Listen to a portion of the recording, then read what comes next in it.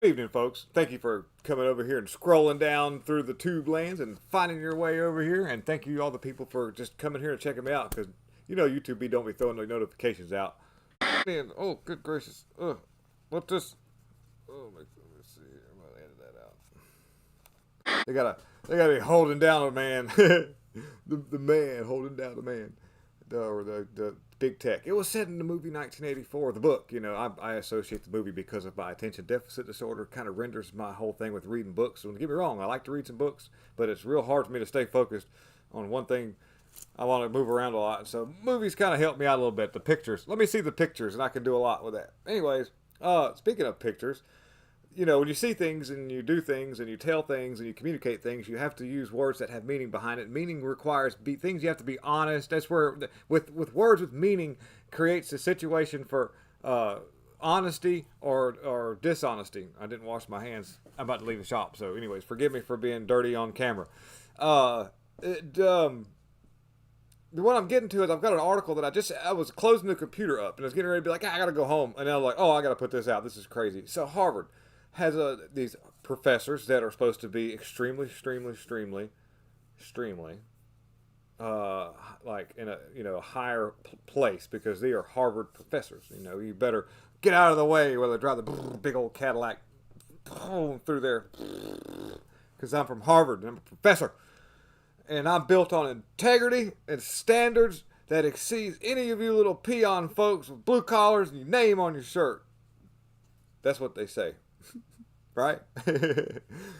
Let me show you this article right quick, and it has to do with Harvard, and then I'll kind of go into this whole thing about the CCP and all that fun stuff. So get ready for that. But anyways, here is what we're going to read about. HBS withdraws papers from its dishonesty expert after she was found to be dishonest. This is a fake data scandal is rocking the world of behavior science after a star Harvard professor and an expert on dishonesty was accused of manipulating data. Okay? Yeah, they put that in there like that. Like that's how they're going to be doing it now. They're going to be like, well, that's because of a man.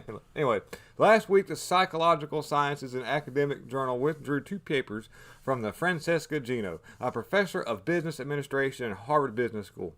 And at the end of the university's request, reports the Financial Times, the retractions are the first confirmation that the university is taking seriously the allegations against Gino that there were first raised last month.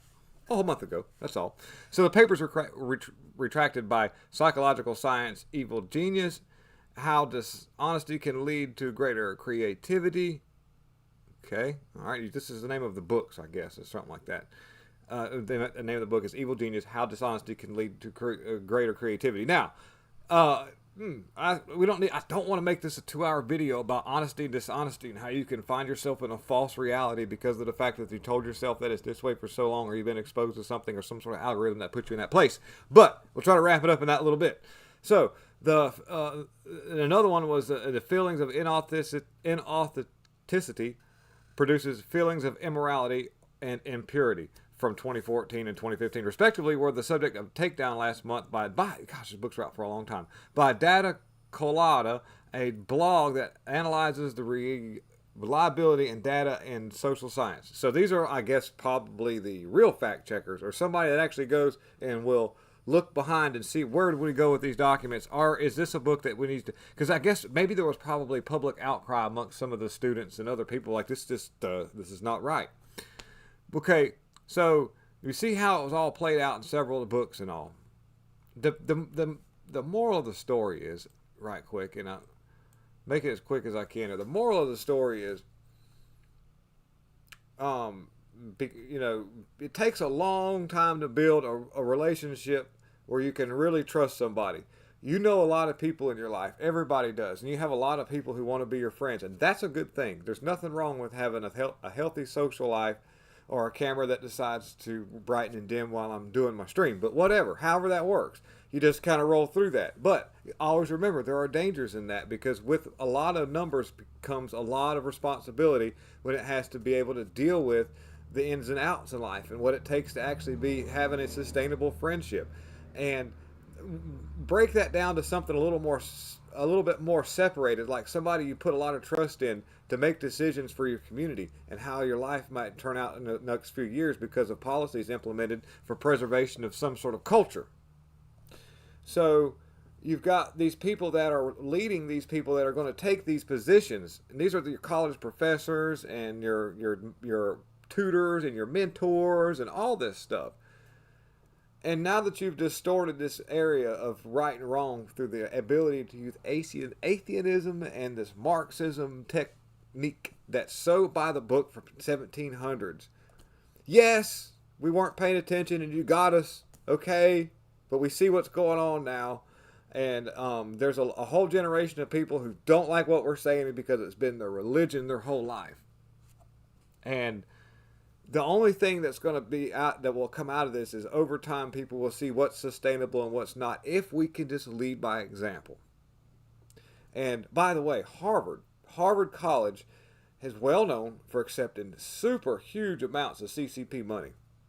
Megadonia, not mega. Well, no, okay. Well, Magadono.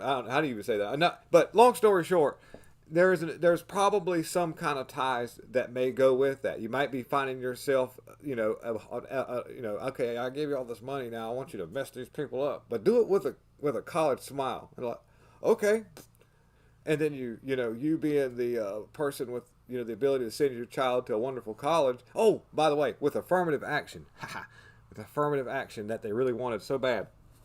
I almost forgot about this. Think about. You need a certain level of intelligence going into these kind of classes because of the fact that you've got to remember people like Ted Kaczynski and others were mind effed. I was going to say the capital R word, but their mind was effed with college professors with like some of the MK Ultra stuff or mass formation psychosis training and things like that. And so if you've got people going into college with an IQ that's, please don't get me wrong, everybody's not super smart. Nobody has to be super smart. There's a time and place for everybody. Everybody's got their place in this earth. But when you enter certain areas and categories and situations, you need to be able to handle yourself because you'll find yourself in deep trouble. And, if you have this affirmative action where all these people are allowed to just go into college because of based on their whatever you want to call social struggles instead of their merit and what they can and can't do with their intelligence, then you're going to find a lot easier led sheep. And these colleges may want that because they don't need, as long as they get paid for their tuition and they've got attendance and all this stuff, that's all that matters. Those numbers are all that matters to these elite colleges. It's not the best of education. And then if you find yourself in these neat precarious positions because of the fact that you've gotten paid a lot of money to actually do nothing, which is, you've got these endorsements from other countries, possibly China. Yes, it's a win-win situation. If they say, hey, just do this, don't worry about it. If people say something and you lose some money, we'll pay you for it. You're not going to lose any money. This is a win-win deal. And, there's probably a lot more to that. Anyhow, I just wanted to bring that article out and just kind of talk a little bit about social situations and how people are so easily deceived and what to watch out for. Thank you for clicking in. Please like, subscribe, and share this content because this needs to get out. People need to know what's going on, man. This is crazy stuff going on. Please, guys, thank you. I'm out.